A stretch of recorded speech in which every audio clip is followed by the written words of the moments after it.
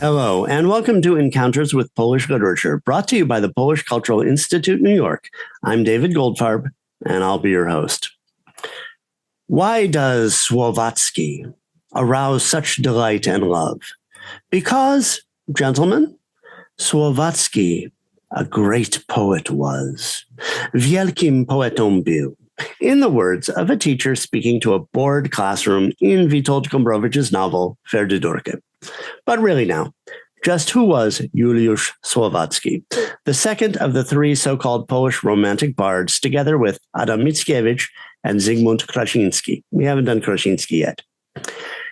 Słowacki lived from 1809 to 1849 and was born to an academic family in what today is Kremenets-Volhynia in modern Ukraine. His father, Eusebiusz, was a literature professor first at the Lyceum in Kremenets, which constituted one of the Enlightenment educational reforms that we mentioned in the last episode of Encounters on Ignacy Krasiński. Okay, I see you getting confused already. One of my mentors in graduate school warned me about this. Ignacy Krasiński was the Enlightenment archbishop who wrote Poland's first novel, The Adventures of Mr. Nicholas Wisdom. Zygmunt Krasiński was the third romantic bard who wrote the play, The Undivine Comedy. And maybe on another occasion, we will talk about the extraordinarily prolific 19th century historical novelist, Józef Ignacy Kraszewski. Kraszewski, the historical novelist. Now, if you are a graduate student in Slavic languages and literature somewhere in the English-speaking world, you will have no excuse when this question comes up on your comprehensive exams. Back to Słowacki. His father, Eusebiusz, the guy who was teaching at the Lyceum, was later chair of rhetoric and poetry at the University of Wilno.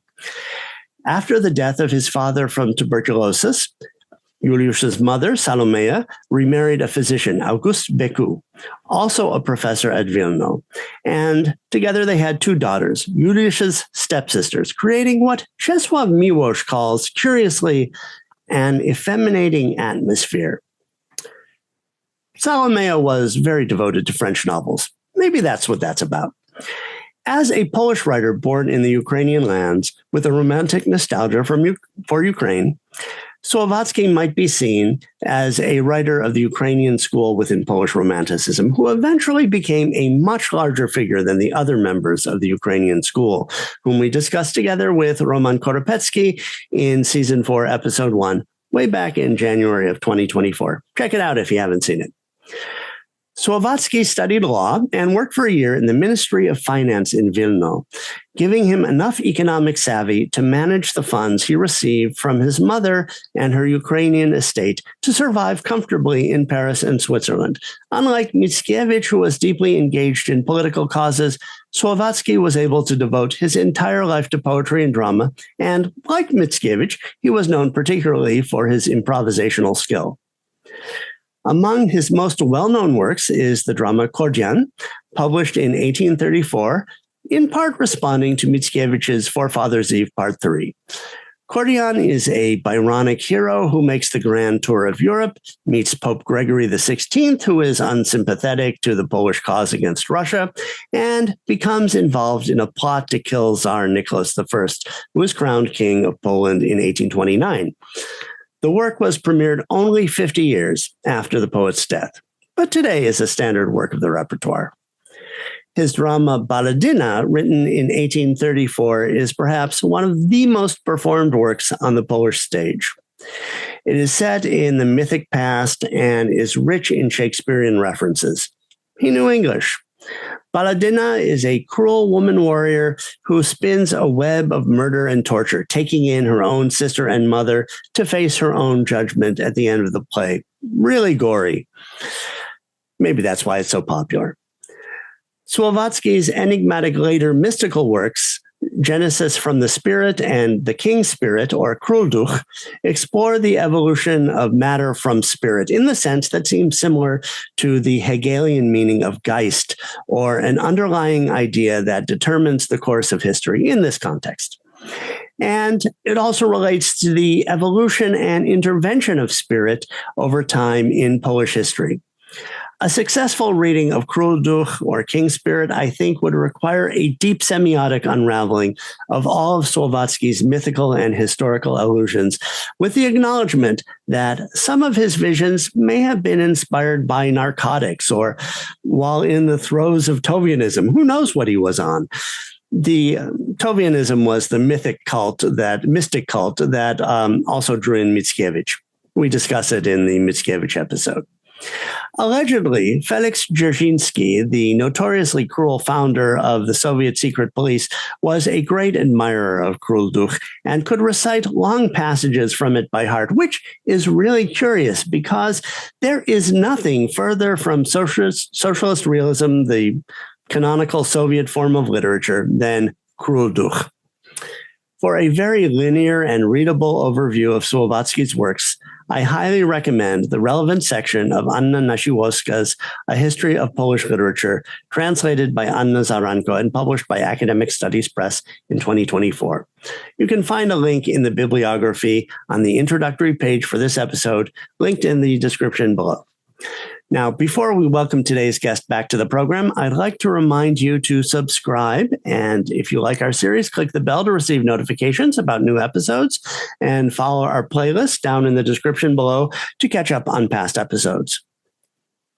George G. Grabowicz is the Dmytro Krzyżewski Research Professor of Ukrainian Literature in the Department of Slavic Languages and Literatures at Harvard University. Professor Grabowicz has been chairman of the Department of Slavic Languages and Literatures at Harvard and has served as director of Harvard's Ukrainian Research Institute.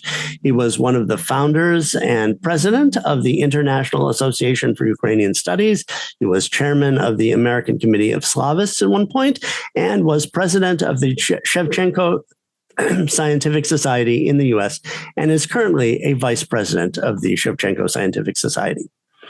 In 1997, he founded and since then has been editor-in-chief of the Ukrainian monthly Kritika, a leading intellectual journal in Ukraine with its own independent book publishing house.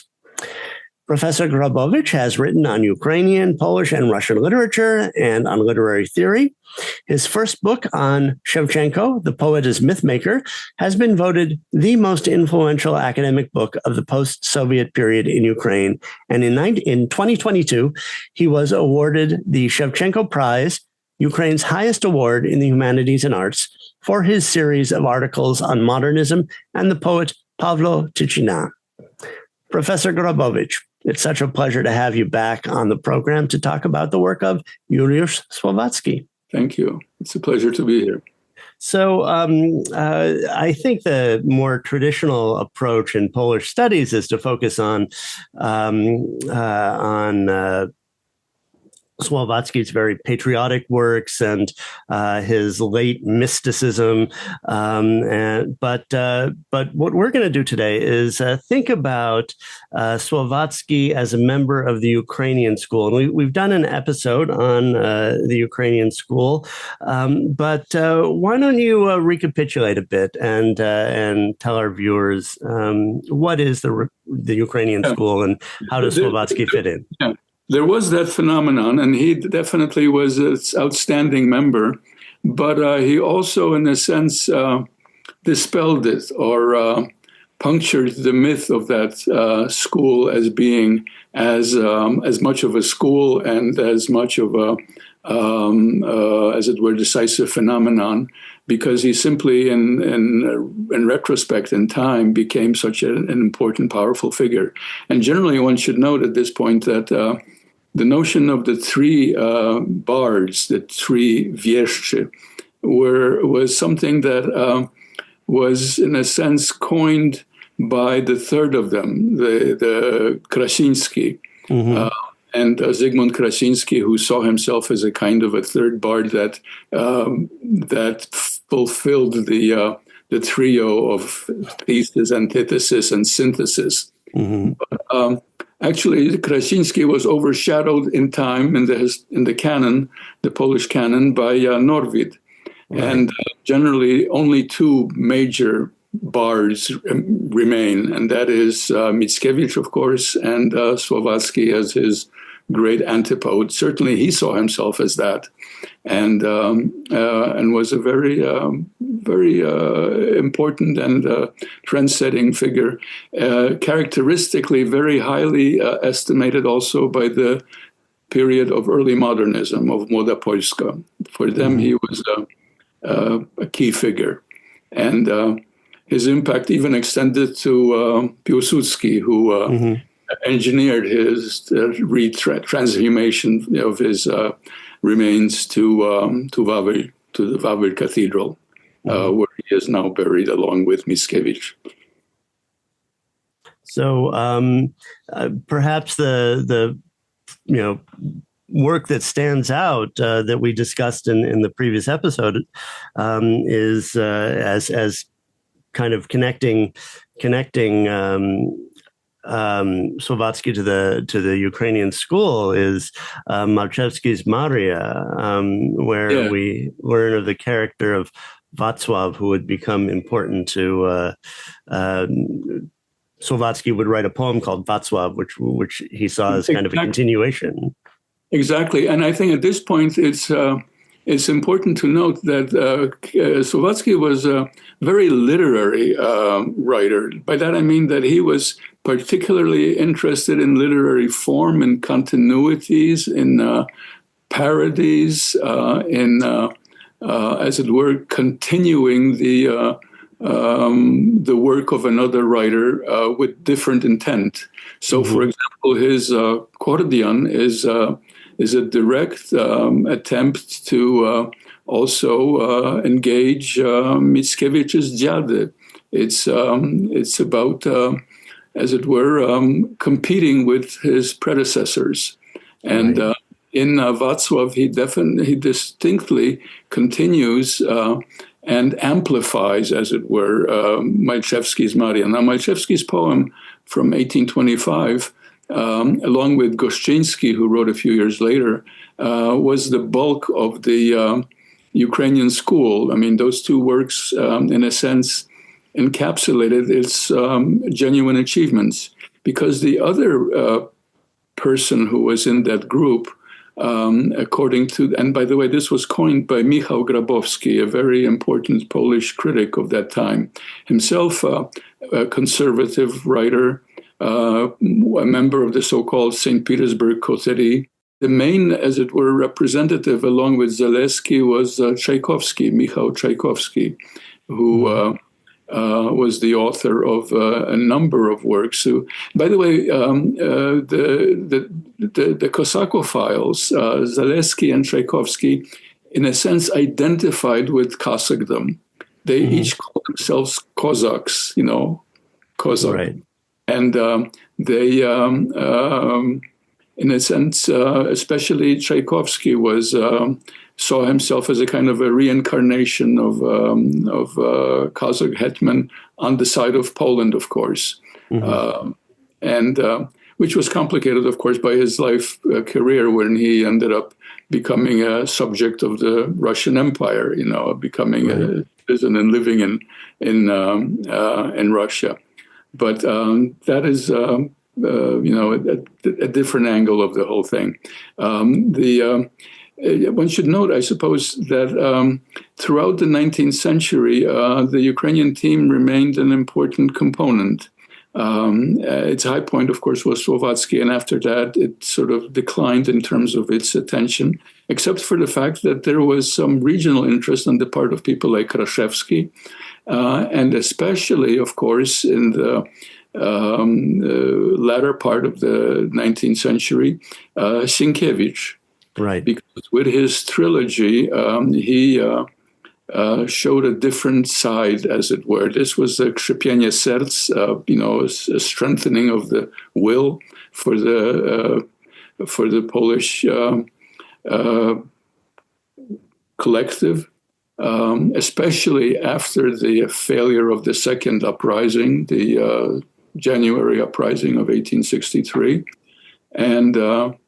In the course of doing that, in his trilogy, he depicts the Ukrainian side as dark and anarchic.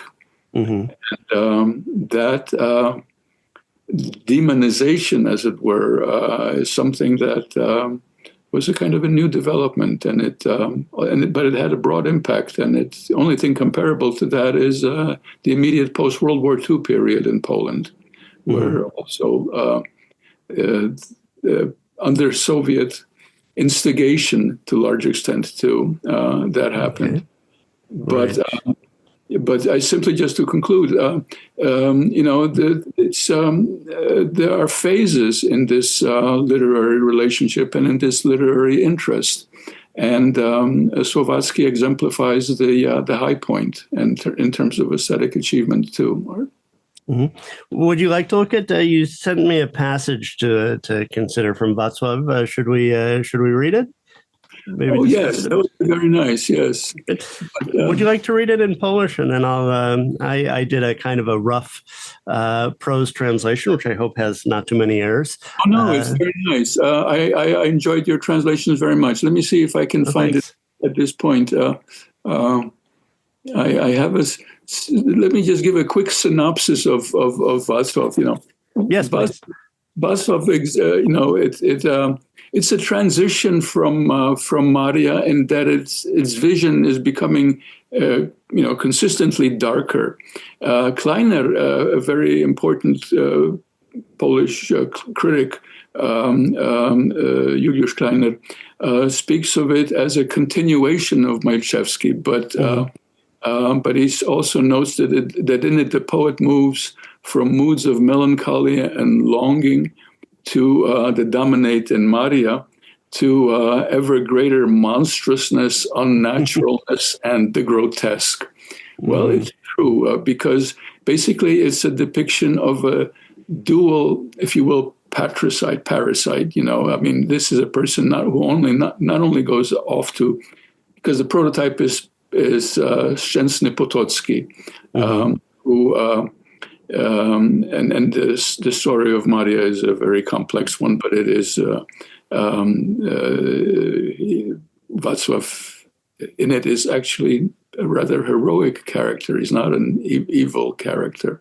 It's only in the end, when he is identified by Słowacki with that concrete person, that he becomes also the traitor that was the Targowica, sort of conspiracy or what have you. That and in it, Słowacki is being very Byronic, of course. He is, in a sense, outdoing Byron. It goes like this. Witaj mi ziemio, stepów gładka, cicha, gdzie kwiat dla Boga kwitnie i usycha, gdzie dwa kurhany na błękitnym niebie przez całe stepy patrzą się na siebie, gdzie przerywają trupy sen grobowy, orłami sobą prowadząc rozmowy, lub gdzie je przyjaźń w mogiłach nie zbliża, to krzyż się groźnie pogląda na krzyża i oba drewna niby grożą sobie, przez całe stepy zemstą śpiącą w grobie. Krzyżowe groźby i poselstwa ptaków lecą przez krwawe doliny bodziaków i czuć w powietrzu, że tu myśli wojna, choć słońce złote, choć ziemia spokojna, bo choć się słońcą rycerstwa i waśnie, to ziemia mogił tak prędko nie zaśnie, ale w jej sercu wolność się odzywa, kiedy się orzeł gdzie z mogiły zrywa, kiedy zatętni jaki wicher głuchy, gdy zaszeleszczą powojów łańcuchy, albo gdy śmignie jaki złoty sumak, myśli, że białe Puławskiego rumak, albo gdy kosa o kamień zadzwoni, myśli, że Sawa jedzie w 1000 koni, ale już z grobą są ci sławokraśni, ziemio kurhanów, nie masz o nich, zaśnij.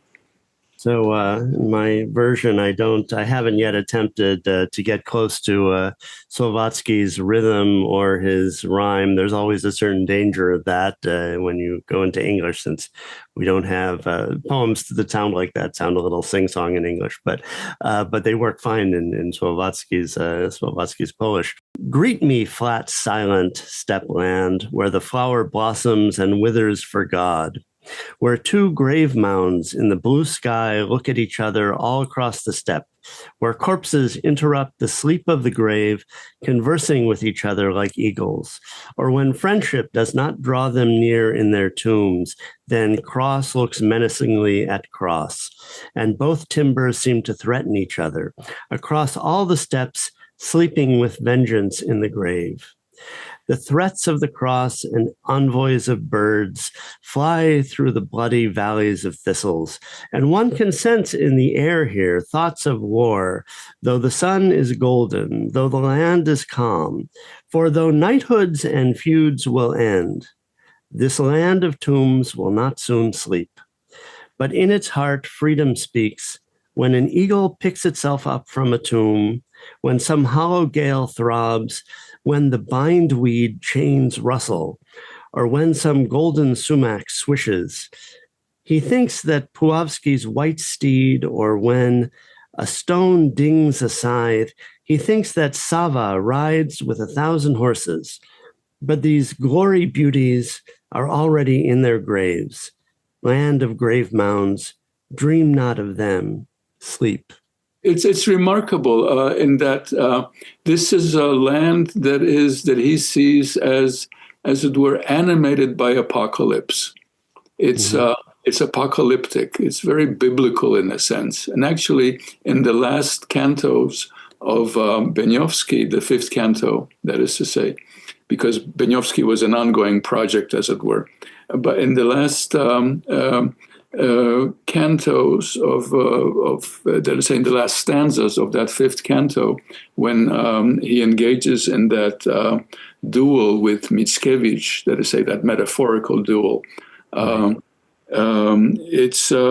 he also evokes the Bible, that is to say the Hebrew prophets, and the sense of apocalypse, and it's. And he speaks of himself as a follower of Jehovah and of the awe of Jehovah's power, rather than being just, as it were, a follower of the God of the weak and the meek, which is, of course, the Christian God. And this is what he charges Mickiewicz with, being a kind of poet who hedges on his own innate power. Kazimierz Zbigniew Beniowski, who is actually a Hungarian nobleman, not in real life, not a Polish one, and who ended up the Prince of Madagascar and escaping from Kamchatka and so on. And a real adventurer of the late 18th century. But he becomes a foil, as it were, or a vehicle for Słowacki to write about himself, to write about his various pet peeves, which is not only Mickiewicz, of course, but the whole circle, the whole clique around Mickiewicz. And although he paradoxically joined briefly that circle, that is to say, the group around Towiański in Paris, and went through his mystical phase there, which continued on for the rest of his life. And that's why, for example, a poem like Beniowski, as I mentioned, they said an ongoing project, because he wrote something like at least 12, or maybe, because some are unfinished, but many mystical continuations of it. That is to say, parts 7 to 10 are finished, or 7 to 12, I should say. And then some are unfinished, but it turns the whole epopeia of Beniowski into a meditation on national character and on national destiny, and on mystical transmissions of certain karma. This is this notion of metempsychosis that he that he espouses, and which becomes the substance of the long poem Król Duch, the King Spirit. But Beniowski is the poem that really brought him recognition and notoriety in some cases, right? Even the people that hated him, and there were critics, could not but see that it was a great poem, that it was an eminently romantic cult of the individual, of individualism, of romantic individualism, with obvious deference to Byron and his Don Juan, and in its digressive-ness, right? Pardon? Yes, in its digressive-ness, this combination of picaresque and digression, right? Precisely, and he was on very close footing. I mean, in the sense of knowing and being able to apply to himself this model of Byron and Byronic spleen and Byronic, skepsis and so on. So there are elements of Manfred also in his in his treatment of Potocki and in Wacław, I mean. Right. Yeah. Right. Would you like to look, since you mentioned these final stanzas of the fifth canto? Should we read that and take a look at it at least briefly? Yes. This is the duel with Mickiewicz. He's a very strong poet, I mean, yes. Knowing that he is up against the acknowledged national poet of Poland, Mickiewicz. Despite the fact that Mickiewicz at that time had stopped writing, and by the way, that is a key issue that he himself, I'm not sure how well he understood it, but it also emboldened him to some extent, because, and I think that the key, by the way, this is a separate topic, which, I'll just give you a précis of which, because the whole question of why Mickiewicz stopped writing and what were the roots of that is decipherable. I think there is an answer, and the answer is it's in his own texts. One can find the answer in Dziady. It's in the exorcism that he. Do you remember when Konrad is about to call God a Tsar, which is probably the most terrible sort of blasphemic or blasphemous, appellation that one could have. Że jesteś nie Bogiem, ale carem. And he proceeds to be exorcised. There is that scene of exorcism in Dziady, part 3. And that is also an auto-exorcism. The poet is, in a sense, exorcising his own pride. And with it comes the strength that Słowacki somehow intuits that, that he has given up on fighting back. He, Mickiewicz. Yes. And this is why he challenges him. And so he says, let me just go through this. Znajdziesz mnie zawsze przed twoim obliczem niepowalonym, hardym i straszliwym. Nie jestem tobą, ty nie jesteś z niczym. Lecz choćbyś Bogiem był, ja jestem żywym. Gotów wężowym bałwom śmigać biczem, dopóki świat ten pędzisz biegiem krzywym. Kocham lud więcej niż umarłych kości. Kocham, lecz jestem bez łez. Bez litości dla zwyciężonych. Notice this enjambment. These very powerful enjambments. Yeah. At first, I didn't understand the line until I saw the enjambment there. Yes, I am without tears, without compassion for the conquered. Taka moja zbroja i takie moich myśli czarnoksięstwo. Choć mi się oprzesz dzisiaj przyszłość moja, i moje będzie za grobem zwycięstwo. Legnie przede mną twych poetów troja, twe hektorowe jej nie zbawi męstwo. Bóg mi obronę przyszłości poruczył. zabiję, trupa twego będę włóczył. This is Achilles dragging Hector around Troy. Right. All of these literary sort of allusions are brought in here again. A sąd zostawię wiekom, bądź zdrów wieszczu, tobą się kończy ta pieśń dawny Boże.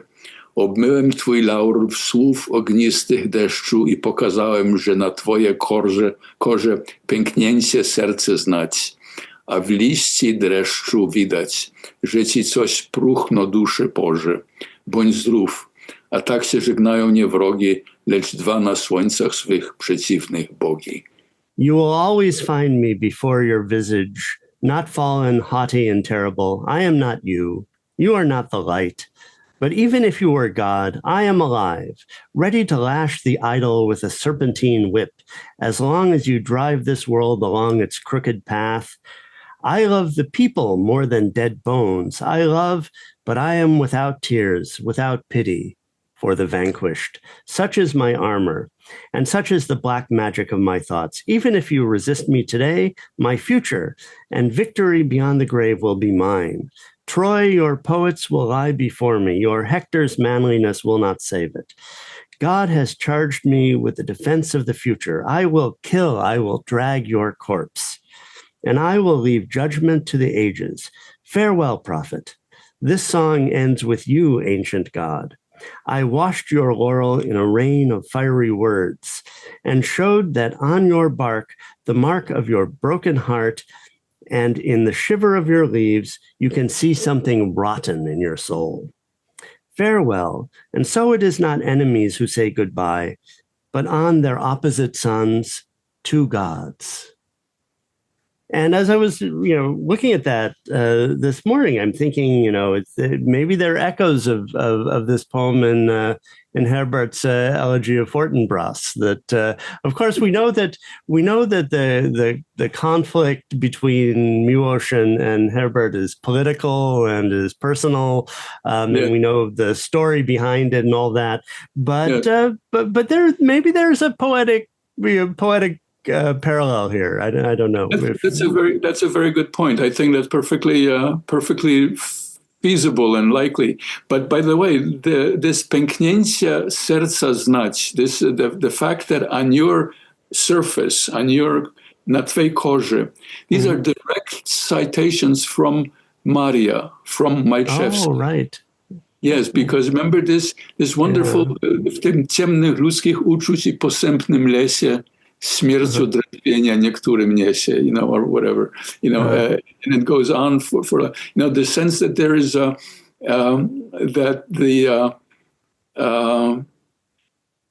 the flaw in society and in the poem itself, that is to say, the murder of the wife of Wacław, of Maria, by his own parents, who apparently were unhappy with this mésalliance. Yes.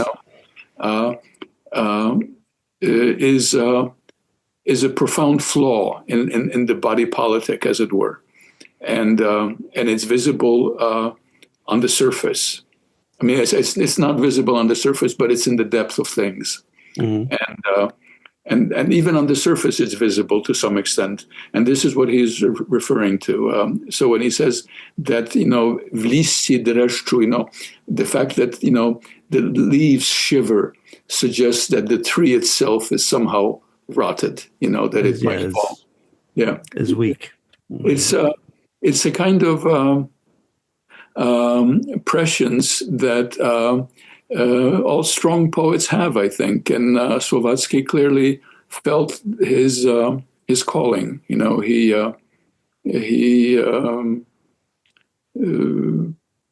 stood up to the challenge of not only Mickiewicz but the Mickiewicz circle, because it was already very powerful and central in the emigration.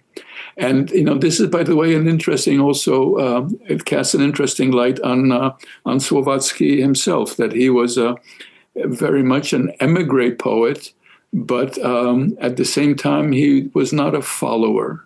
He briefly took part in that Towiański circle, but then left it, and sort of struck out. That was only about a year, right? I mean, 1842, 1843. 2 years, something like that. Yes, something like that, yeah. 44. Yes. Mm-hmm. And he proceeded to write, 2 poems in that, as it were, budding mystical period, and that was Ksiądz Marek and Sen Srebrny Salomei. Mm-hmm. And this is where the kind of a culmination of his mythical treatment of Ukraine takes place. Both of them dealing with the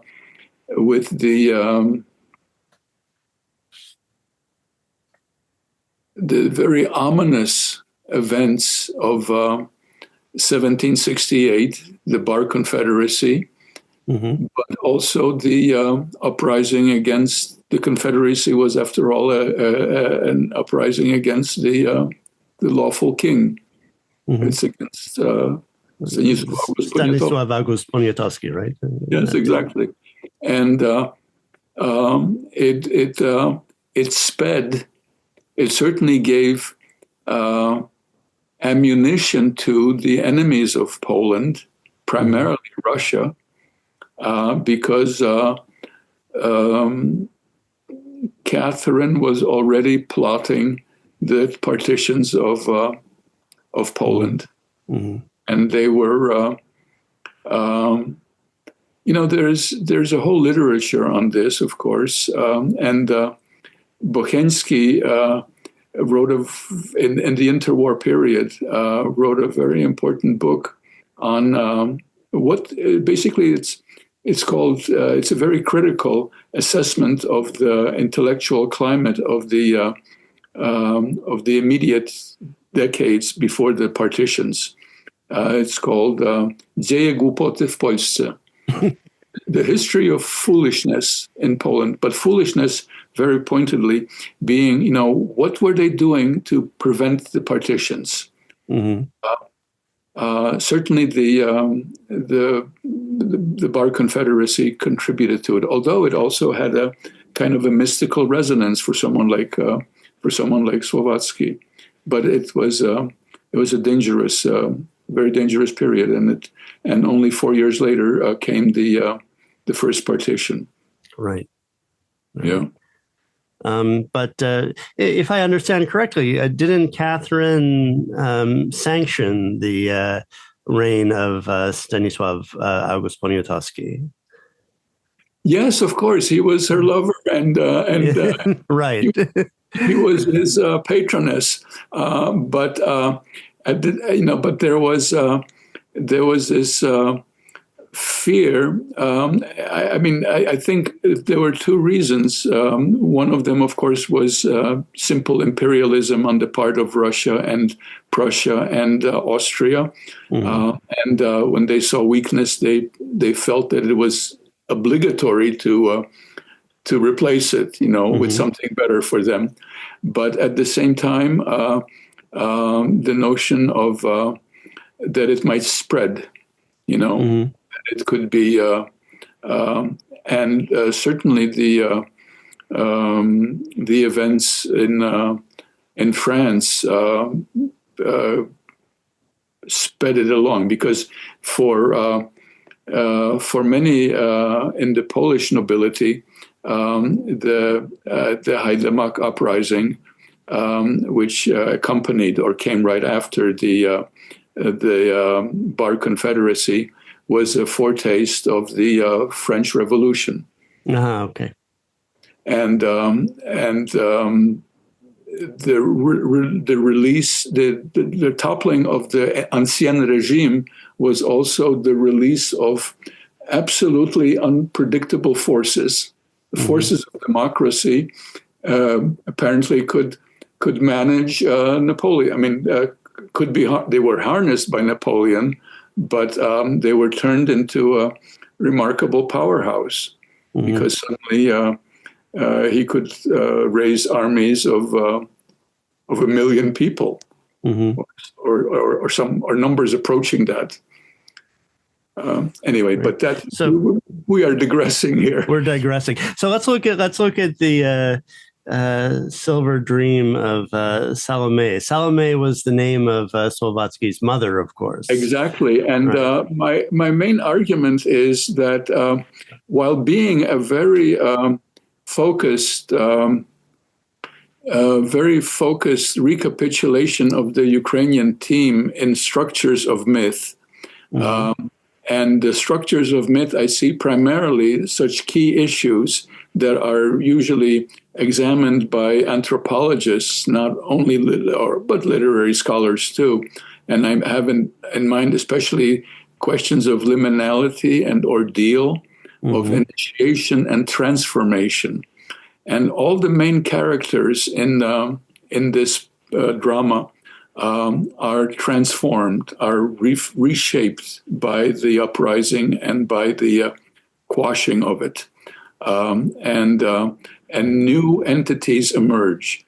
And the two new entities, and in this, Słowacki was absolutely accurate and prescient, because what he was seeing, albeit with a mystical cast to it, this was not pure, as it were, political science. This was more kind of intuitive reading of large forces of history.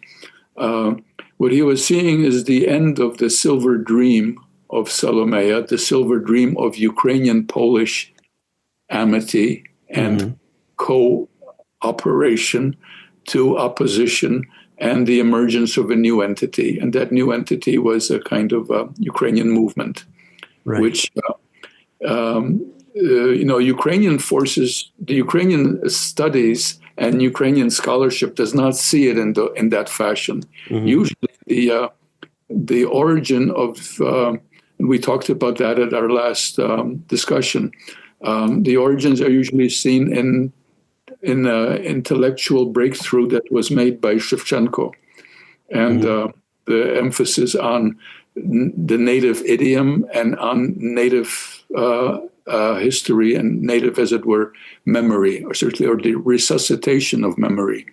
But what Słowacki is seeing is the end of a period where one could have the dream or the illusion, if you will, of eternal Polish-Ukrainian amity. That is seen as not really tenable. And two separate entities are beginning to arise. Was that ever accepted by Ukrainians in Słowacki's day? No, I didn't think so. No, but it was a Polish post partitions dream. It certainly was the dream of Lelevel, as he was trying to agitate, and certainly for people like not Słowacki, because he was in a sense too clear-headed for that, but certainly Lelevel and in his attempts to organize the peasantry, which was still in Małopolska even largely a Ukrainian peasantry. I'm talking about now Galicia, This is Western Małopolska. It was still largely Ukrainian, and the attempt was to, argue to them, this largely illiterate peasant mass, that za naszą I waszą wolność. Right. For our freedom and yours. For our freedom and yours. But they didn't buy it because it came from the gentry. And the gentry were traditionally of a different class and of a different religion and of a different ethnicity. Or at least they saw themselves. This is the legacy of Sarmatism, or Sarmatianism, if you will. In any case, what he is seeing is the emergence of new entities, and at that time, it is not yet clearly written, but within not his lifetime, but very soon thereafter, we have the first responses in Polish criticism to Shevchenko, and many are outraged by among the Poles at his, so it seemed, glorification of the Hajdamach uprising.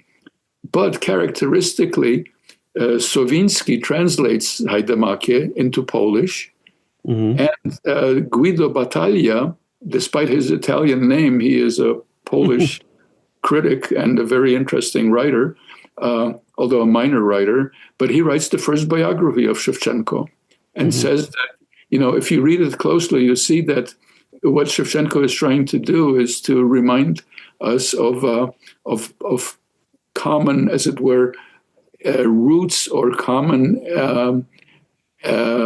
both common goals and common enemies. And the common enemy is Russian imperialism. Right. That was in the 1850s already. And certainly for Shevchenko, when he was in exile, because he was imprisoned by the Tsarist regime, most of his friends in exile were Poles. Right. There were a consistent group of Polish exiles there with whom he corresponded very closely, and who were his friends during that period. But anyway, but as far as Słowacki is concerned, what he does is seeing the transitions. He also speaks to through these transformations. The fact that, for example, such major characters as the fictional people like the princess, the księżniczka, who is called throughout this work in the early parts, and simply Ukrainka, which means in Polish, of course, a Ukrainian person, a Ukrainian Polish noble person, that is to say, from the Ukraine, from Ukrainian territories. Ukrainiec was a term, in a sense, borrowed by Ukrainians for self-designation in the course of the Cyrillo-Methodian Brotherhood, but it was initially a Polish term. Ukrainiec meant a nobleman from Ukraine. The very ethnonym, as it were, was drawn from this common ground. I think that the point that I would, in the time available, I would just like to specifically note that for Słowacki, this the initial, as it were, primal harmony between the two nations is fated. It cannot last because different forces are becoming. This is even evident from the way he couches his argument with Mickiewicz. That the future is mine. Or the future will understand me. And I am closer to the people, or I understand them better, or so he is arguing. But for example, in a drama that he wrote a year after finishing Sensrebny Salomei, which is called Fantazy, right? He sees the Ukrainian theme as being something that can be used only for, as it were, gentry small talk. So, for example, there is a part where the countess instructs her butler to get the servant to serve first of all to get Padura, the Polish writer or poet who was also in the spirit of Zaleski and Tchaikovsky, singing songs, Cossack songs, to edify the guests. And the Oak of Vernehora, who is the character that exemplifies this amity and idyllic unity, that the oak that is planted there says, "We will go, niezabawem wyjdziemy z gośćmi po dom Vernehory pić kawę." Soon we'll go with the guests to have coffee under Vernehora's oak. This is the function now of the former, as it were, idyllic theme. But it's become kind of trivialized, I guess. It's trivialized, yes, precisely. But at the same time, what is important is that the way that the action of the drama, because the drama was a great problem for critics. What to do with a work that has so much bloodshed in it, so much. This is, by the way, a kind of a typical style for Słowacki. His works, like Baladina, for example, he himself quipped that the only person who was not killed in this drama was the what is it called? The person who is the souffler, the prompter, because he stands apart, and he's protected in his little cage. In his box, So this was self-irony, but it was also, the fact that, a realistic depiction of mysticism is not really feasible. A mystical mindset, in a sense, is not compatible with drama, maybe, per se. With the technology of the theater in the 19th century. That's right. Now it can be done. Now there are various ways of media and so on. And I certainly have seen stagings of both of Mickiewicz, his Dziady, and I must admit, I have not seen the staging of Silver Salomea, although it has been staged. Ksiądz Marek was staged. I know recently, even in Poland, but it's also a freeing of himself from the legacy of his how should I say, his possession by his mother. He is freed from his mother's control by giving her a gift. By metaphorically, as it were, putting her in a play and freeing himself through the action of the play from his Ukrainian obsession, from the need to be always at her beck and call, because she was supporting him. She was sending him money from her large Ukrainian estates, and he was always at her, as it were,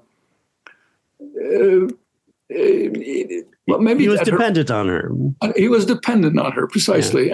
And in that, this was, for a strong poet, it was galling. And this is something that he also manages to, as it were, dismember or dismount or decenter in this play. I gather he managed to gain some independence by investing the money that his mother sent. That's true too. That is true too. He was a very good investor in that. But there is a kind of a direct challenge to Madame Bécu, the mother, where, for example, he says, there's this passage that I wanted to say. I think I'm using my shortened version rather than yours here. He says, where he speaks of these monstrous figures that appear, the play as it were a play of monsters. And he says, we need for you to see the dragons that sit on gold and eat their young, big snakes that lounge on the steppe estates in ease, and in werewolves with a taste for incestuous blood. And then you should wonder if I am any worse than they. This is Leon speaking, and Leon is a kind of almost a projection of the Słowacki character who is put into the play. And he is saying this to Salomea, the mother. And she responds, oh, he ripped open the wounds. I am drowning in blood. Zdrapał rany, utonę w krwi. But the point is that he is addressing let us say, this is a kind of a cloak of madness, or of that is very revealing, because it's revealing his own, let us say, Słowacki's ego dystonic, to use technical terms, feelings about his mother, because she is the dragon that sits on gold and eats her young. She possesses him, she controls him. Or so he thinks, She, that is, Salomea, in the thing, is horrified at this revelation. But this is his, as it were, expression of self assertion or of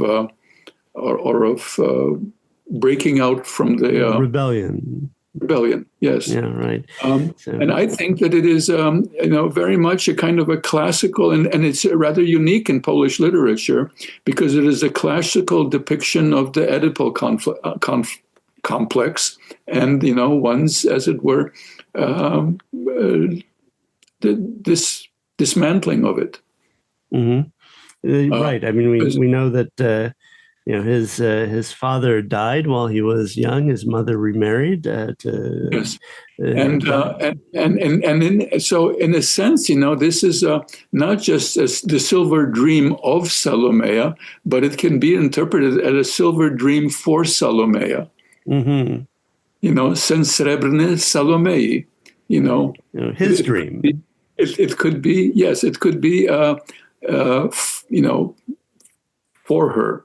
A kind of presenting a fleeting reality, a kind of from the void of past events and spent passions. He is, in a sense, reasserting also his power and is in a sense of release after doing it. Mm-hmm. His mother is a kind of a rival, and in the way that Mickiewicz is, but from a different angle. Yes, I very much so. I think that it's obviously, if you go into Freudian psychoanalytic theory, one is always at the danger, of it being debunked by various post-Freudian psychoanalytic, be it Jungian or other interpretive sort of paradigms. But I think that it seems to work here, and it certainly reflects or makes sense of a play that is otherwise rather opaque. And I started saying that there were two critics who had a very fine sense of what is going on here. One was Jan Kot, who, as you know, in the late 1960s, formulated this notion that we are all from Shakespeare. Right? Shakespeare is the ultimate bard, and we have to make every dramatic work in a Shakespearean way, that is to say, to be applicable both to the present and to the past, to its time, and also to our present. And the other one was Maria Janiun, right? A very fine critic who proceeded to see the dark side of Romanticism, the focus on the grotesque, like Kleiner also saw, the focus on the horrific, the power of darkness and of night, which, by the way, also was echoed in an interview in his time by Fellini. Fellini, who said that, with the power of psychoanalysis, we can now go into the unconscious and wear it like a fire repellent suit, or right into the unconscious without being burned by it. But before that was invented, this was dangerous stuff. Right. You're going into your own sort of inner conflicts and your own horrors. And in a way, the historical horrors are there, but they are also reoriented towards self-analysis in a way. So on that note, let me ask you, what's up next? I know you've been working on a book about Shevchenko. Is that... Yes, that is about out, and I am about finished with it. And it's an attempt at looking not only at Shevchenko and looking at the various aspects of him, both in poetry and in prose, because he wrote Russian language prose in exile. Right. Because that was the deal that was made with his not total higher-ups, but middle higher-ups. They said, okay, Taras, you want to write? Write. But it has to be non-political, and it should be in Russian. Mm-hmm. Because then, in order to publish it, you have to go through the censors anyway. Right. So this was a kind of a concession to him, but also in his painting, because the painting is it's not verbal anymore. It is, pictorial, but it has a lot of resonance with his overall figure, and especially the whole question of the way in which these various forms of creativity don't always mesh. Mm-hmm. They show us different sides of the writer, but not the whole writer. And for that reason, the question of the interpretation of the writer is, the reception of the writer is very important. So it's also looking at the things that earlier criticism did not look at. And will this book be coming out in English or Ukrainian? Yes, or in English. In English. Who's the publisher? Pardon?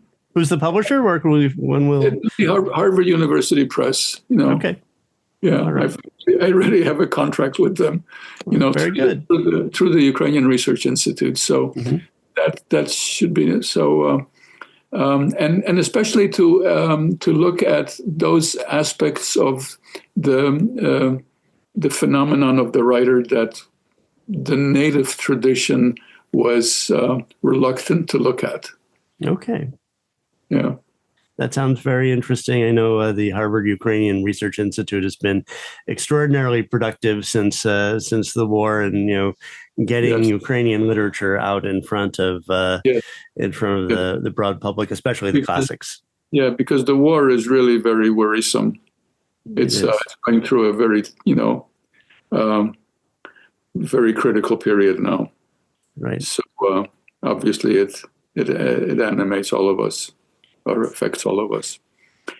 I hope you found this interesting. Of course, this is very interesting as always, and as always, a pleasure to have you on the program again. And I hope we have another opportunity. Thank you. I look forward to that. Don't go away. Please subscribe and click the bell to stay on top of the program. Watch the credits for some recommendations about how you can support aid for Ukraine and for Ukrainians fleeing the war in their country. I'd like to thank all the people who helped make this series possible. The Polish Cultural Institute New York sponsors our program. Bartek Remisko, head of humanities and literature at the Polish Cultural Institute New York, is our executive producer. Natalia Iudin is my fellow producer and editor. Our opening and closing music is by Radek Przedpelski. Thank you all for listening and reading along with us. Let's meet again in a month when we'll be meeting one of Ukraine's most interesting contemporary writers now being translated into English, who also happens to be a scholar of Bruno Schulz, Oksana Lucyshina. See you then.